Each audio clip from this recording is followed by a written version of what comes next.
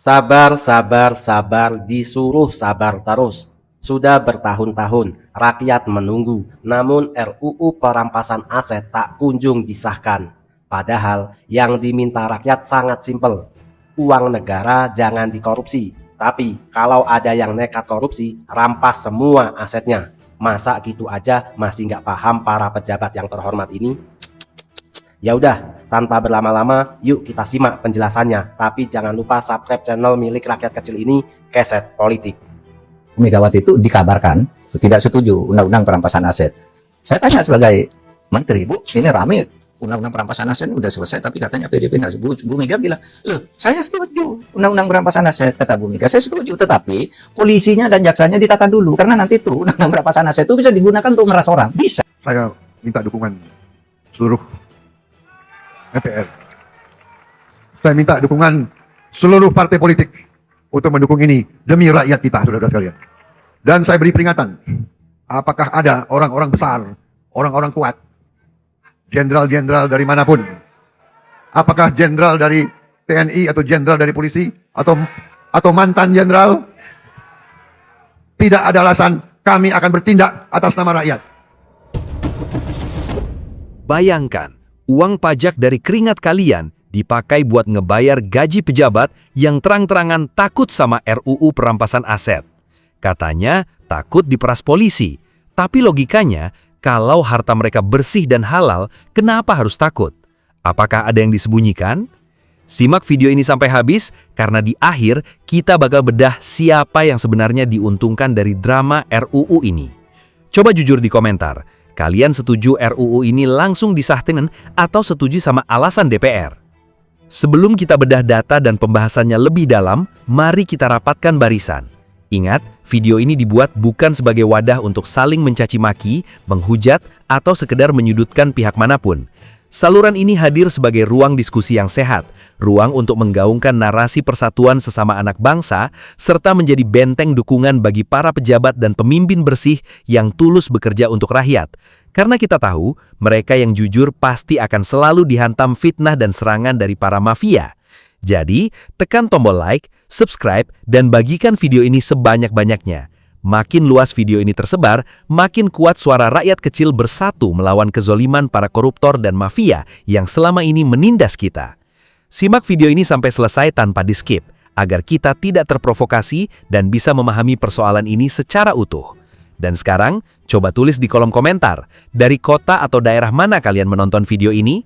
Mari kita tunjukkan bahwa dari Sabang sampai Merauke, rakyat kecil hadir dan siap bersatu. Teman-teman, kalau kita telat bayar pajak, langsung kena denda.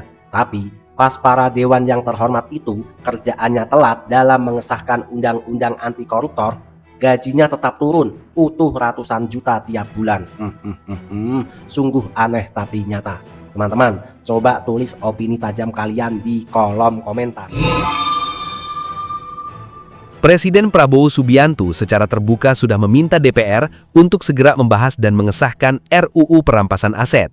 Langkah ini memperlihatkan komitmen tegas di tingkat pimpinan tertinggi negara dalam memberantas tindak pidana korupsi hingga ke akar-akarnya.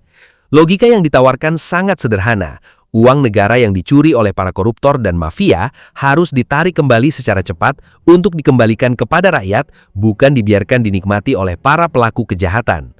Namun di tengah dorongan kuat tersebut, perjalanan RUU perampasan aset justru kembali menemui jalan buntu di parlemen. Padahal, jika dirunut kembali, dari rekam jejaknya, rancangan aturan ini bukanlah hal yang baru muncul kemarin sore. Pengkajian dan penyusunan draftnya bahkan sudah selesai sejak tahun 2018. Artinya, selama bertahun-tahun, aturan penting ini terus mengendap di meja pembahasan tanpa kepastian kapan akan disahkan menjadi undang-undang resmi. Keterlambatan ini memicu tanda tanya besar di tengah masyarakat. Salah satu alasan yang kerap dimunculkan oleh sebagian elit politik adalah kekhawatiran bahwa aturan perampasan aset bisa disalahgunakan atau dijadikan alat pemerasan oleh pihak penegak hukum, seperti kepolisian maupun kejaksaan.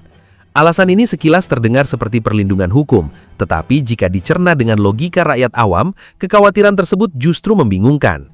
Bagi pejabat publik yang selama ini bekerja dengan jujur, berintegritas, serta memiliki sumber kekayaan yang jelas dan halal, RUU perampasan aset ini pada hakikatnya tidak akan menjadi ancaman. Aturan ini justru berfungsi sebagai perlindungan dan pembuktian bahwa harta yang mereka miliki diperoleh secara sah dari keringat dan pengabdian mereka sendiri.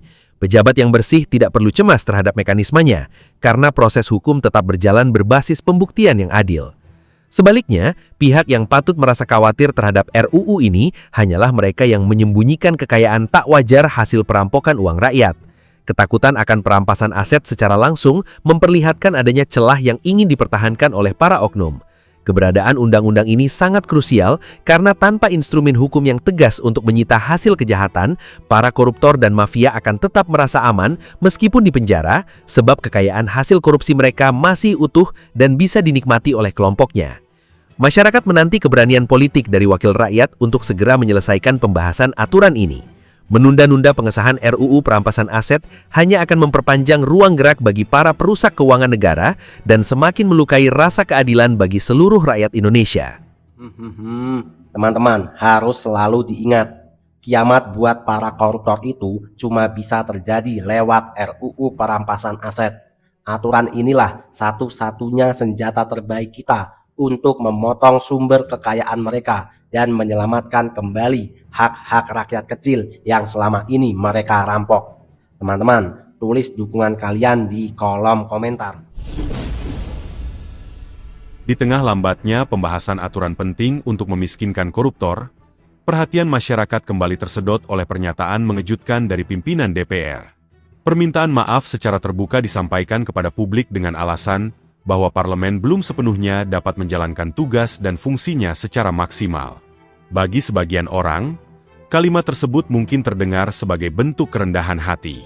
Namun, jika kita telah lebih dalam menggunakan sudut pandang rakyat biasa, pernyataan semacam itu justru menyisakan kekecewaan yang sangat mendalam. Penggunaan kata-kata yang terkesan mengambang dalam permintaan maaf tersebut, seolah-olah mengisyaratkan bahwa ketidakmaksimalan kinerja adalah hal yang wajar dan dapat dimaklumi. Padahal, jika kita berbicara soal tanggung jawab dalam bernegara, parlemen bukanlah tempat untuk sekadar coba-coba atau wadah belajar tanpa batas waktu. Setiap anggota dewan dilantik untuk membawa amanah besar ratusan juta rakyat Indonesia. Ketika mereka mengaku belum bekerja secara penuh padahal masa jabatan terus berjalan, rakyat yang sehari-hari berjuang keras memenuhi kebutuhan hidup tentu merasa berhak untuk menagih ketegasan dan konsistensi. Kondisi ini menjadi semakin ironis ketika kita melihat ketimpangan yang luar biasa antara hak yang diterima oleh para wakil rakyat dan realitas kehidupan masyarakat di lapangan. Setiap bulannya, anggaran negara dalam jumlah yang sangat besar dikucurkan untuk membiayai gaji, tunjangan, hingga berbagai fasilitas mewah bagi para anggota dewan. Mulai dari kendaraan dinas, fasilitas tempat tinggal, anggaran operasional, hingga dana perjalanan dinas ke luar negeri yang nilainya sangat fantastis. Semua fasilitas mewah tersebut dibayar menggunakan uang pajak yang ditarik dari keringat rakyat kecil, mulai dari buruh pabrik, petani, nelayan, pedagang kecil, hingga pegawai honorer. Mari kita bandingkan secara jujur dengan aturan dunia kerja yang berlaku bagi masyarakat awam. Seorang pekerja di pabrik, karyawan swasta, atau buruh harian dituntut untuk memberikan kinerja terbaik sejak hari pertama mereka bekerja. Jika seorang karyawan biasa bekerja asal-asalan, sering menunda pekerjaan penting, atau beralasan masih dalam proses belajar tanpa hasil yang jelas, maka surat peringatan hingga pemutusan hubungan kerja adalah konsekuensi nyata yang harus mereka terima. Bahkan dalam program magang pekerja biasa, pendapatan yang diterima sangat terbatas dan fasilitas yang didapatkan sangat minim. Namun, aturan main sederhana tersebut seolah-olah tidak berlaku di gedung parlemen. Para pejabat dapat menikmati gaji penuh dan tunjangan melimpah beserta fasilitas kelas wahid, terlepas dari apakah produk hukum yang ditargetkan selesai tepat waktu atau justru mangkrak bertahun-tahun. Logika terbalik inilah yang memicu rasa ketidakadilan di tengah-tengah kehidupan bermasyarakat. Ketimpangan ini terasa semakin menyakitkan ketika kita melihat kondisi sosial masyarakat saat ini. Di berbagai daerah, rakyat kecil harus mengantre panjang demi mendapatkan bahan pokok dengan harga terjangkau. Para orang tua pusing memikirkan biaya pendidikan anak-anak mereka yang terus membengkak. Masyarakat desa berjuang mendapatkan akses kesehatan yang layak, dan para pemuda kesulitan mencari lapangan kerja yang stabil. Di saat rakyat dipaksa untuk terus berhemat, bersabar, dan taat membayar pajak di tengah himpitan ekonomi, para wakil rakyat justru mempertontonkan gaya hidup yang berkecukupan tanpa diimbangi dengan efektivitas kerja yang sepadan. Rakyat tidak pernah menuntut hal-hal yang di luar nalar. Masyarakat hanya meminta kesetaraan dan keadilan. Jika pejabat meminta rakyat untuk selalu disiplin, taat aturan, dan bersabar, maka pejabat sendiri harus memberikan teladan kinerja yang nyata. Kedudukan DPR pada hakikatnya adalah sebagai pelayan dan wakil dari suara rakyat, bukan bos yang kedudukannya berada di atas masyarakat.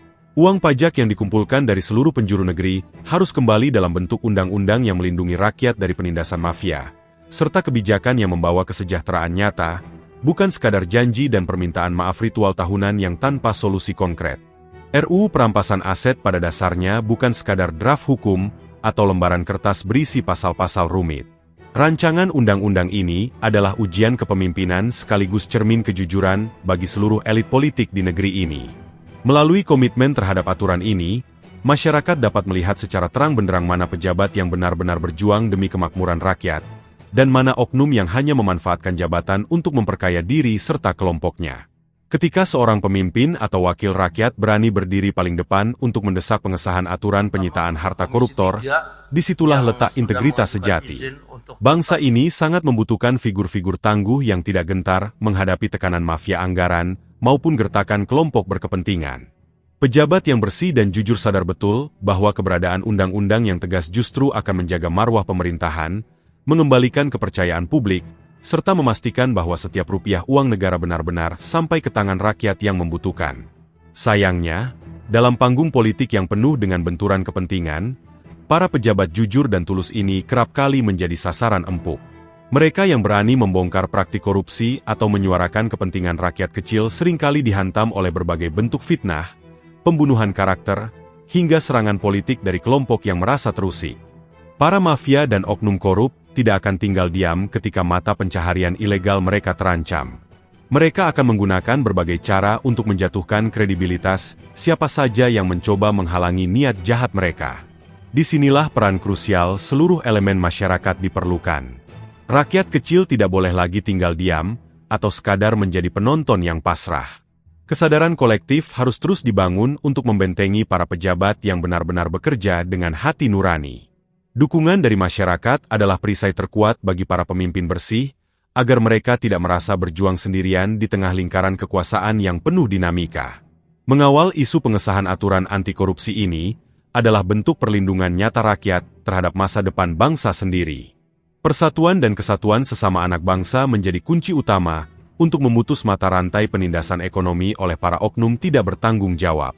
Ketika rakyat terpecah belah oleh isu-isu sekunder atau hasutan yang sengaja diciptakan untuk mengalihkan perhatian, maka pihak yang paling diuntungkan adalah para koruptor dan mafia.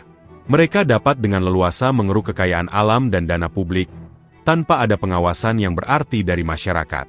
Sebaliknya, ketika rakyat dari Sabang sampai Merauke bersatu padu, memiliki pemahaman yang sama, dan konsisten menuntut keadilan, tidak ada kekuatan elit manapun yang mampu membendung arus perubahan tersebut.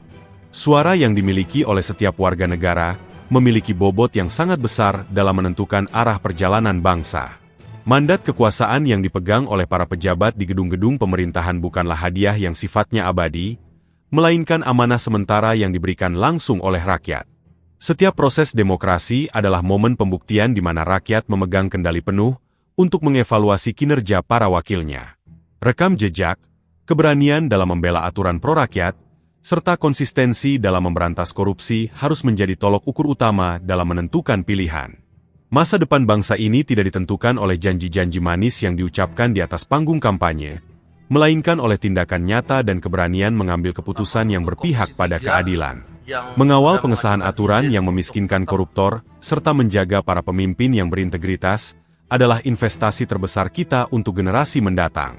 Dengan terus menjaga nyala api kepedulian, mempererat tali persatuan, dan bersikap kritis terhadap setiap kebijakan publik, rakyat Indonesia sedang melangkah bersama menuju kehidupan berbangsa yang lebih adil, makmur, dan bebas dari cengkeraman para perampok uang negara. Di tengah dinamika bangsa yang terus bergerak maju, harapan besar dari seluruh pelosok Nusantara terpatri kuat pada kepemimpinan Presiden Prabowo Subianto. Rakyat Indonesia dari Sabang sampai Merauke merindukan hadirnya tatanan kehidupan berbangsa dan bernegara yang semakin baik, adil, transparan, serta berpihak sepenuhnya pada kesejahteraan masyarakat kecil. Kepemimpinan baru ini dipandang sebagai momentum emas untuk membawa Indonesia melangkah lebih mantap, melepaskan diri dari bayang-bayang kezaliman ekonomi, dan menegakkan hukum seadil-adilnya tanpa pandang bulu. Salah satu kerinduan terdalam seluruh rakyat adalah melihat negara hadir dengan keberanian penuh untuk melawan serta memberantas para koruptor dan mafia yang selama ini tanpa rasa malu memaling uang rakyat. Anggaran yang seharusnya dialokasikan untuk membangun sekolah yang layak, melengkapi fasilitas kesehatan desa, memperbaiki infrastruktur jalan, hingga menstabilkan harga kebutuhan pokok, terlalu sering bocor akibat ulah oknum-oknum yang tidak bertanggung jawab. Rakyat menaruh harapan besar di pundak Presiden Prabowo agar memiliki ketegasan baja dalam menyapu bersih segala bentuk praktik korupsi, kolusi, dan nepotisme yang telah lama menggerogoti struktur pembangunan nasional. Keberanian pimpinan tertinggi negara menjadi kunci utama dalam perjuangan ini. Masyarakat menantikan tindakan tegas yang tidak tebang pilih terhadap siapapun yang terbukti bersalah dan merugikan negara, tanpa memedulikan seberapa tinggi jabatan yang diemban, seberapa kuat pengaruh politiknya, atau seberapa banyak bintang yang tersemat di pundaknya. Hukum harus berdiri tegak sebagai panglima di negerinya sendiri.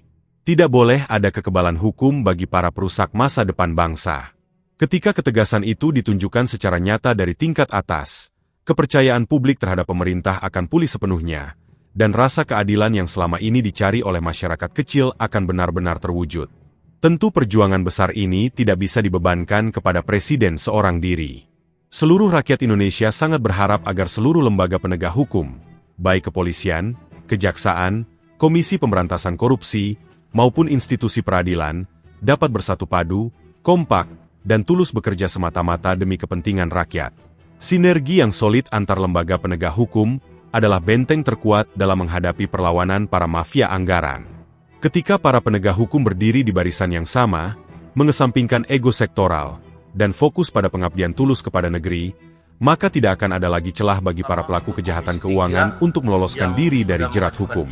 Selain itu, harapan rakyat tidak hanya berhenti pada hukuman kurungan penjara bagi para koruptor. Hukuman badan semata kerap kali dianggap belum memberikan efek jera yang maksimal jika hasil kejahatannya masih utuh dan bisa dinikmati oleh kelompoknya. Oleh karena itu, langkah krusial yang sangat dinantikan adalah penyitaan seluruh aset haram hasil tindak pidana korupsi secara menyeluruh.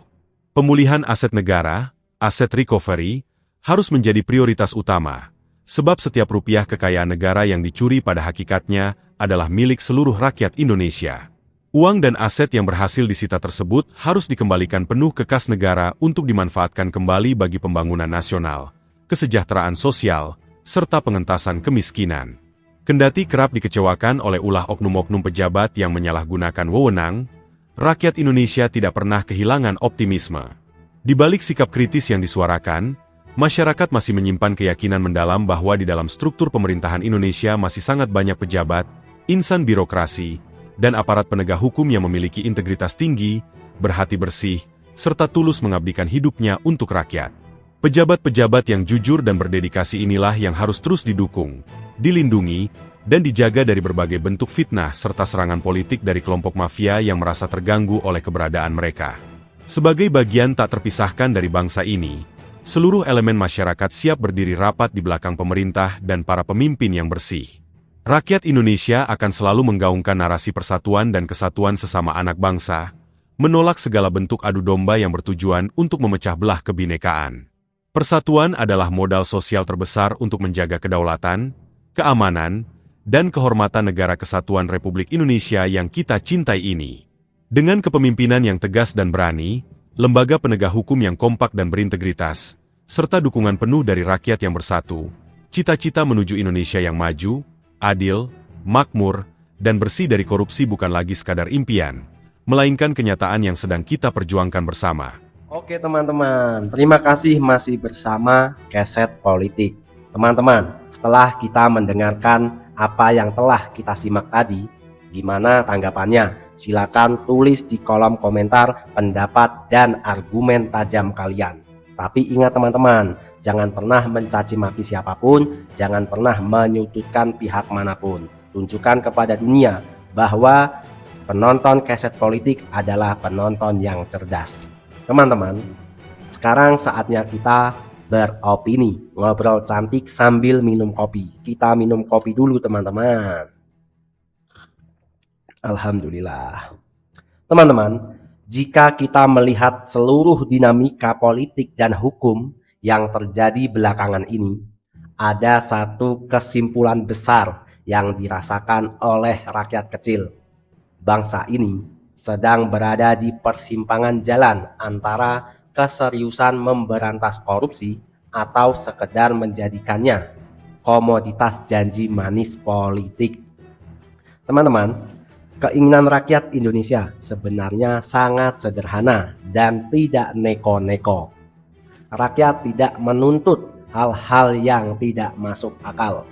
Rakyat hanya ingin keadilan yang merata, transparansi anggaran, dan keberanian pemerintah untuk memisahkan antara pejabat yang benar-benar bekerja tulus dengan para oknum yang memanfaatkan jabatan demi memperkaya diri sendiri. Teman-teman, soal RUU perampasan aset yang terus mandek dan bolak-balik ditunda di meja para dewan yang terhormat adalah bukti nyata betapa masih kuatnya benteng pertahanan para oknum di dalam sistem kita.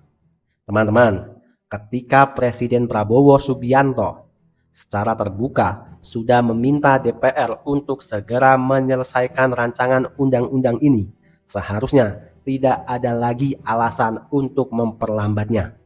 Dan kita juga bahagia ketika mendengarkan salah satu anggota DPR mengatakan bahwa RUU perampasan aset akan dikerjakan, akan dirancang dengan gas turbo. Wah, ini semoga bukan janji manis lagi, bukan harapan palsu lagi. Teman-teman, bagi orang awam, alasan bahwa undang-undang ini ditakutkan jadi alat pemeras sangat sulit diterima akal sehat. Logikanya sangat sederhana, teman-teman. Jika seorang pejabat bekerja dengan jujur, memiliki kekayaan dari sumber yang halal, secara rutin melaporkan hartanya, kenapa harus takut dengan aturan penyitaan aset ini?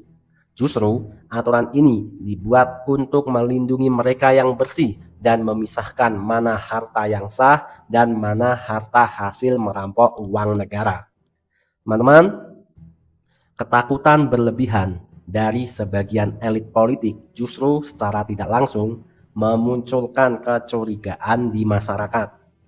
Tanpa adanya undang-undang yang mampu memiskinkan koruptor dan menyita kekayaan haram mereka, hukum penjara berapa tahun pun tidak akan pernah membuat jera para pelaku kejahatan anggaran.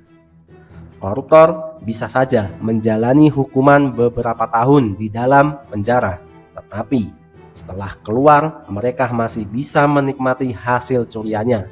Ini adalah bentuk ketidakadilan yang sangat melukai hati masyarakat yang setiap hari harus membanting tulang untuk mencari nafkah secara halal. Teman-teman, kritik tajam yang dilayangkan masyarakat terhadap kinerja DPR bukanlah bentuk caci maki, bukanlah bentuk rasa benci, bukan, melainkan ungkapan kekecewaan atas rasa ketimpangan sosial yang makin melebar. Pernyataannya, maaf terkait kinerja yang dianggap belum maksimal. Teman-teman, di dunia kerja nyata, seorang buruh pabrik, guru honorer, pedagang, atau karyawan swasta tidak pernah diberikan kemewahan untuk beralasan masih magang ketika kinerjanya buruk. Teman-teman, jika mereka tidak mencapai target, ancaman pemutusan hubungan kerja atau pemotongan gaji langsung berada di depan mata. Namun, di Senayan, para wakil rakyat menerima gaji melimpah, tunjangan tebal, rumah dinas, hingga fasilitas perjalanan dinas yang fantastis yang semuanya dibiayai dari hasil keringat rakyat lewat pajak. Pejabat dan wakil rakyat harus diingatkan kembali pada hakikat dasarnya. Merekalah adalah karyawan rakyat, bukan bos rakyat. Kedudukan tertinggi di negara demokrasi berada di tangan masyarakat yang memberikan mandat. Teman-teman, oleh karena itu, rasa tanggung jawab kerendahan hati, dan pembuktian kinerja lewat undang-undang yang pro rakyat harus diutamakan dibandingkan gaya hidup mewah dan pencitraan semata. Teman-teman, rakyat Indonesia masih menaruh harapan besar kepada kepemimpinan Presiden Prabowo. Keberanian dan ketegasan beliau diharapkan mampu menjadi pendorong utama untuk merombak mentalitas para pejabat yang korup. Masyarakat merindukan sosok pemimpin yang tidak tebang pilih dalam menegakkan aturan. Teman-teman, rakyat ingin melihat ketegasan yang nyata. Siapapun yang mencuri uang rakyat harus ditindak tegas tanpa melihat latar belakang politiknya, tanpa melihat jabatannya, atau tanpa melihat seberapa banyak bintang yang tersemat di pundaknya. Ketika hukum berdiri tegak di atas semua golongan, rasa hormat dan kepercayaan publik terhadap pemerintah akan pulih secara otomatis. Teman-teman, namun Presiden kita tidak bisa berjuang sendirian. Penegak hukum seperti kepolisian, kejaksaan, KPK, hingga institusi peradilan harus berada dalam satu barisan yang sama. Tidak boleh ada ego sektoral, persaingan kekuasaan, atau kepentingan kelompok di dalam tubuh penegak hukum. Mereka harus kompak, harus tulus bekerja demi melindungi hak-hak rakyat kecil dari incaran para mafia anggaran. Teman-teman, tugas kita sebagai masyarakat adalah menjaga dan membentengi para pejabat yang jujur, yang bekerja tulus untuk rakyat. Jangan sampai narasi kritik yang kita bangun justru dimanfaatkan oleh pihak yang tak bertanggung jawab. Teman-teman, video dan pembahasan mengenai isu-isu politik ini dibuat bukan untuk tempat kita saling mencaci maki, bukan tempat kita untuk menghujat, melainkan sebagai wadah kita untuk edukasi, untuk diskusi, untuk beropini yang sehat demi memupuk kesadaran bersama. Teman-teman, terima kasih telah menyimak sejauh ini. Apabila ada salah-salah kata, saya mohon maaf. Saya host Keset Politik undur diri, dan saya meminta untuk selalu mendukung channel ini dengan cara like, comment, subscribe. Jangan lupa bagikan video ini agar gerakan kita semakin besar, teman-teman. Teman-teman, sampai berjumpa di video selanjutnya. See you next time. Merdeka!